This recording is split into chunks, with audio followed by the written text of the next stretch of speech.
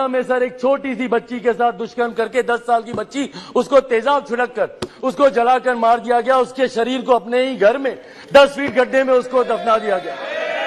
दलित महिला के साथ सर मुजफ्फरपुर में दुष्कर्म करके उसके शरीर को 2 टुकड़ों में काटकर अर्धनग्न व्यवस्था में सर खेत में फेंक दिया गया। क्यों नहीं गए ये लोग वहां पर?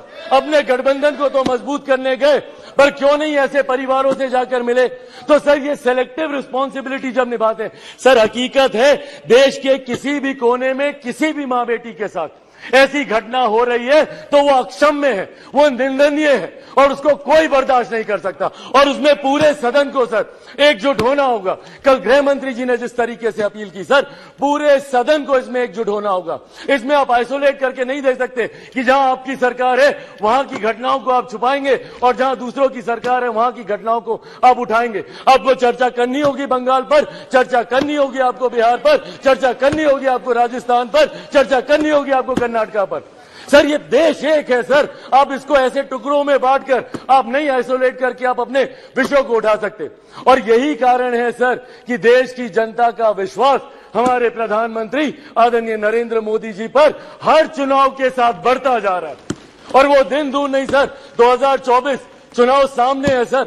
इसी में देख लीजिएगा 2014 से बड़ा जनादेश 18 में यही सारी बातें हो रही थी, यही सारी बातें 18 में की गई थी। 19 में 2014 से बड़ा जनादेश हम लोग को मिला और 24 में इससे बड़ा जनादेश हम लोग लेकर आएंगे। मैं बिहारी हूं सर, बिहार से कम मैं विश्वास दिलाता हूं 40 की 40 सीटें हमारा एनडीए गठबंधन जीत कर आएगा, इसमें कहीं कोई शंका नहीं है। मैं जमुई का प्रतिनिधित्व करता हूं सर। मेरे नेता, मेरे पिता आदरणीय रामविलास पासवान जी की कर्म भूमि हाजीपुर रही है सर। बिहार के हर एक जिले में घुमाऊं और वो मेरे विश्वास को बढ़ाता है।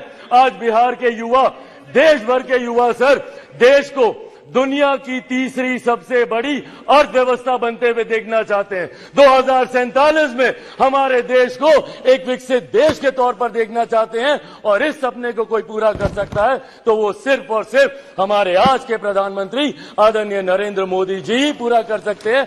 इसीलिए सर मैं अपनी पार्टी की तरफ से जहां बिल्कुल हराएंगे नीतीश जी को वैसे भी बिहार की जनता नकार चुकी है। 2020 के परिणाम दिखाते हैं, तीसरे नंबर की पार्टी बन गए, आधे से ज्यादा प्रत्याशी उनके चुनाव हार गए। तो जिनको बिहार की जनता ने रिजेक्ट कर दिया, देश की जनता उनको कैसे अपनाएगी, ये बहुत बड़ा सपना दिन में ये देख रहे हैं। इसी के साथ सर मैं इस सदन में आए इस अविश्वास प्रस्ताव के विरोध में अपनी बातों को रखते हुए लोक जनशक्ति पार्टी रामविलास पूर्ण समर्थन हमारी एनडीए की सरकार, हमारे मौजूदा प्रधानमंत्री आदरणीय नरेंद्र मोदी जी को देती है। बहुत बहुत धन्यवाद सर।